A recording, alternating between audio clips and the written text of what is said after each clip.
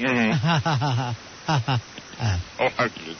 So once you've devised what your device actually is, right, then you can take that to the patent office. Now, what if this thing already has some mistakes in it? What? It has what in it? Mistakes. Oh, I'm sorry. I am so deathly afraid of snakes. I thought you said mistakes. No. I thought you said snakes. If it has mistakes in it, Mr. White, can you still get it patented? Well, the answer is yes, you can. You can patent something that doesn't actually work, but if it turns out that it doesn't actually work, your patent may turn out to be invalid. Right now, all I have is a tube sock that I lay around the bed, tube socks, and I hope in case a snake comes in, because I am so afraid, that they will actually crawl into the tube sock. And then I can pick them up in that and try to get rid of them. Well, have any actually crawled into the bed with you yet? No. Are you out of your mind? The socks are working. I would have a big heart attack. Right. All right, Andre. Thank you, Mr. White. And we'll snake you later. What? I said we'll call you later. Oh, Thank okay. you. Thank you very much. The name of the book is Will It Sell? WillItSell.com is one of the spots that you can check it out online. And, I'm kind of curious about this, Mr. White. What do you do if somebody starts to sue you by saying that they had the patent first? Well, they wouldn't be able to say they had the patent first because the patents are going to have been checked before you got yours. So what's more likely to happen is that your patent application will cause an interference to occur while it's being processed. Yeah, do they check something like that at the patent office? Do they go, wait a minute, these things are cross-referenced in here? Oh, absolutely. And, in fact, they do a very thorough patent search at the patent office before your patent has a chance of issuing. Although things may still get through, and then, in which case, it's probably going to have to be settled in court if somebody doesn't back down. All right, Mr. White, we'll take another call. It's George. George, you're on Ron and Fez. Hello, George. You're on with James White. Hello, Ron and Fez, Mr. White. This is George Roger Carver. How are you, sir? Doing all right. I've been working on peanuts. Peanut shells, peanut hats, any type of peanut products at all. Mm-hmm. All right, can you take a natural resource like that? Just not a natural, at this time, just peanuts. Just peanuts. It's my favorite nut, and I've worked on different things. I take the shells, work on some. I take peanut skins.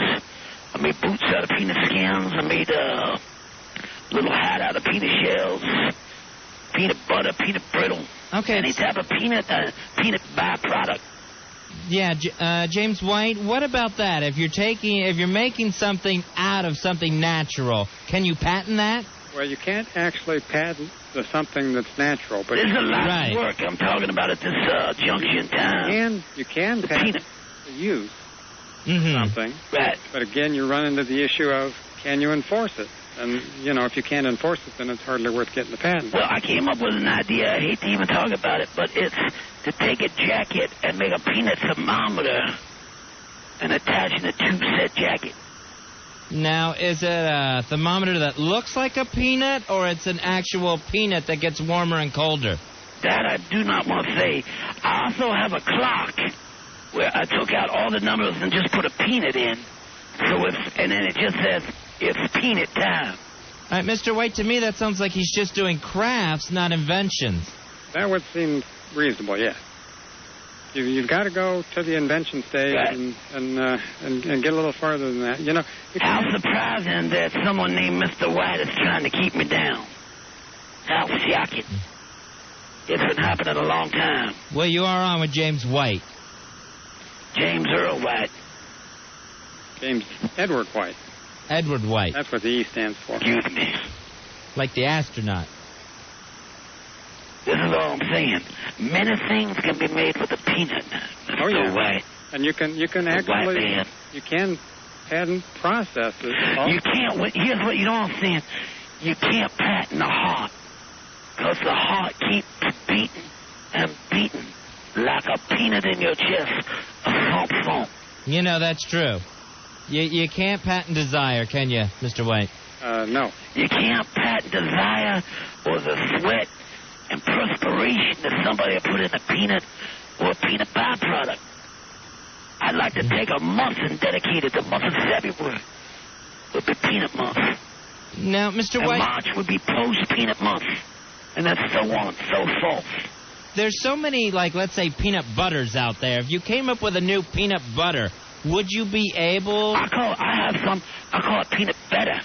Oh. Because it's better than the rest. Now, if it's a different process, that you can patent, right? Yeah, you can patent a process, but the catch is the result. If somebody else can come up with another process that gets the same result, right. They don't infringe your patent by using their process to get your result. You follow that? So if you came up with a different way to make peanut butter, there's already ways to do that. Jelly? Correct.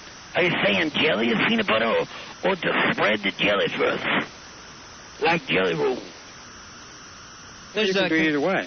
There's that combination. You get it in one jar of jelly and peanut butter. I did have an idea for a peanut butter cup. Yeah? You mean, like the Reese's peanut butter cup? No, my friend. This would be a cup made out of peanut shells with a handle glued on the outside.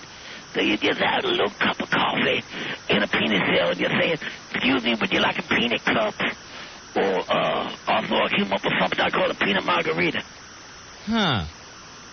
That has potential. I'm not so sure about the cup. Cups are, old hat. No, this is a peanut shell, dude. It's a peanut shell with a handle on it. Not a peanut hat. All right. So it seems to me like you're just making something smaller. I think we dealt with this with an earlier caller. Yes. I'm also, at the time being, I'm wearing peanut underwear. Well, good for you. I have to admit, it's not very comfortable.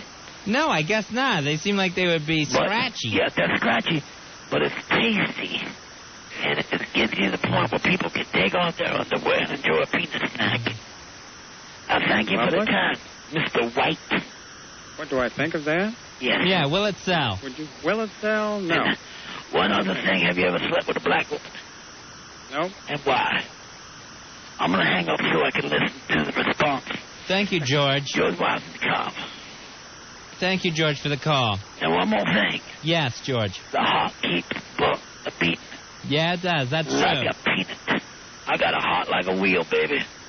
A heart like a wheel. Well, don't give up on your dreams then, George. Like a Steelers wheel. Stuck in the middle with you, Mr. White. I thank you all. Enjoy your night. All right, you too. This is Jaws. Watching the cover. I'm out of 500. Thank you, George. Appreciate it. Now, Mr. White, do you find that most people who think they have an idea just really haven't thought it through that much? As a general rule, yes. And I can tell you the story of the first inventor I came across when I started going to invent. I'd love to hear Mr. White, but we have to go to break. I thank you for being on the show tonight. All right. There he goes. James White. Will It Sell? At willitsell.com or amazon.com. Next book should be maybe called Why Won't It Sell? Because I don't think we sold one thing tonight, Mr. White. Okay. All right. Thank you, my friend. Take care. Bye. 877-692-1027. With the Ron and Fez Show.